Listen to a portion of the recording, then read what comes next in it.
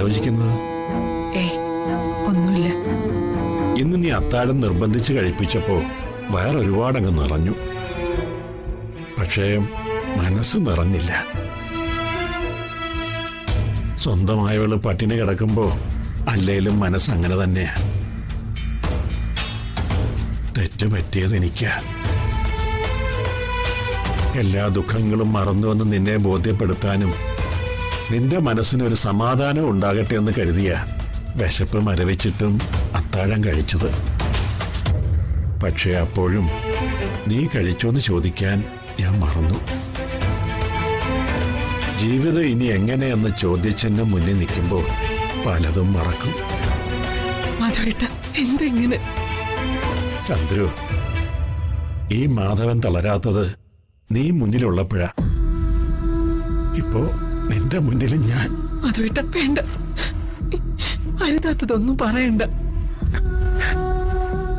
ഈ തണൽ വൃക്ഷത്തിന്റെ ചുവട്ടിൽ ചൂടേൽക്കാതെ ചേർന്ന് നിൽക്കുന്നവളായി ചന്ദ്രിക. ഈ തണൽ മരം വീണ് പൊള്ളലേറ്റ് തളർന്നു പോകും ഞാൻ. ഇലകളൊക്കെ കൊഴിഞ്ഞുപോയ വൃക്ഷത്തിന് ഇനിയും തണലേകാൻ പറ്റുമെന്ന് യാതൊരു പ്രതീക്ഷയില്ല. കൂടുകൂട്ടിയ പക്ഷികൾ വരെ പറന്നകന്നു പോയില്ലേ? എന്ന് നിലം പതിക്കുമെന്ന് പോലും അറിയാൻ പറ്റാത്ത അവസ്ഥയില. ചന്ദ്രു, നീ അത്താഴം കഴിച്ചില്ലല്ലോ. വാ, വന്നേ കഴിക്കാം. എനിക്ക് വേണ്ട മാധവേട്ട, വിശപ്പില്ല. അത് ശരിയാവില്ല. അത്താഴ പട്ടിണി കിടക്കാൻ പാടില്ല.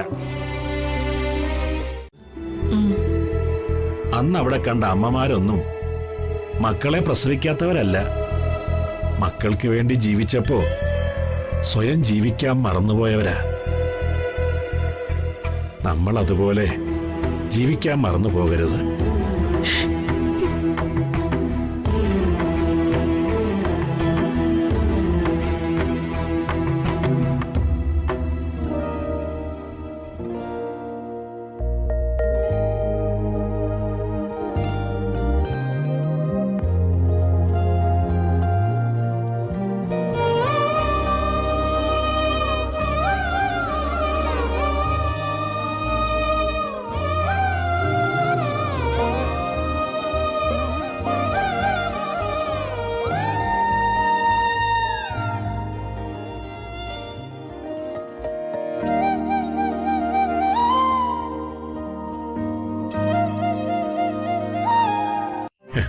നമ്മുടെ വിവാഹം കഴിഞ്ഞ സമയത്ത് ഞാൻ ഇതുപോലെയല്ലേ നിനക്ക് വാരി തന്നിരുന്നത്? അന്നൊക്കെ നമ്മൾ രണ്ടാളും അമ്മയും. എന്ത് സന്തോഷമായിരുന്നു, എന്ത് സമാധാനമായിരുന്നു ചന്ദ്രു അന്ന്. കഴിഞ്ഞ ജന്മത്തിലെ ശത്രുക്കളാണ് ഈ ജന്മത്തിൽ മക്കളായി പിറക്കുന്നതെന്ന അത് സത്യമാണെന്ന് കാലം തെളിയിച്ചു. വേണ്ടാത്തതൊന്നും ചിന്തിക്കണ്ട മാധവേട്ട. ആരിൽ നിന്നും ഇനി ഒന്നും മോഹിച്ചിട്ടും പ്രതീക്ഷിച്ചിട്ടും കാര്യമില്ല. മാധവേട്ടനും ഞാനും, എനിക്ക് മാധവേട്ടനും മാത്രം. മക്കൾക്കൊരു ഭാരമാവാതെ നമ്മളെ ഒരുമിച്ചങ്ങ് വിളിക്കണമെന്ന് എന്റെ പ്രാർത്ഥന. ചന്ദ്രു, വേണ്ട, കരയരുത്. അതും ആഹാരത്തിന്റെ മുന്നിലിരുന്ന് ഭക്ഷണം കഴിക്കേ.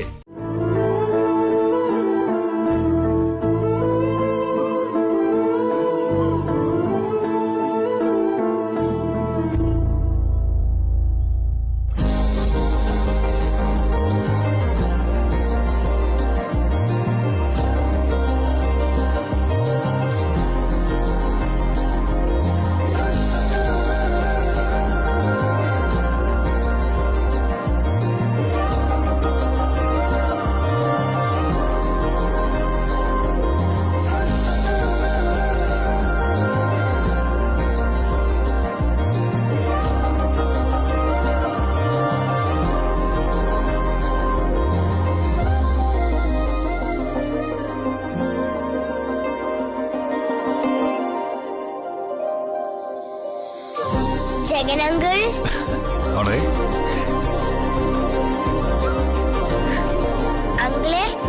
എന്തിനാ നമ്മൾ ഒറ്റയ്ക്കാക്കിട്ട് പോയത്?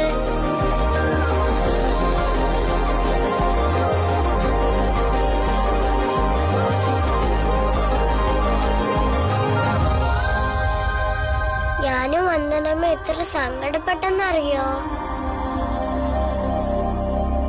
എവിടെ എല്ലാം തിരക്കിപ്പോയെന്നറിയോ?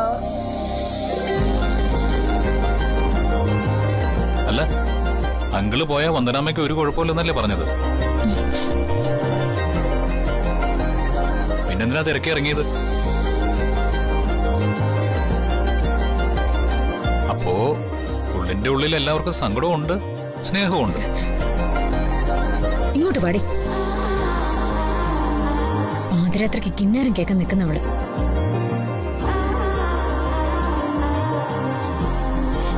ഇവിടെ ആര് പോയ ആർക്ക് എന്താ ചെയ്തം?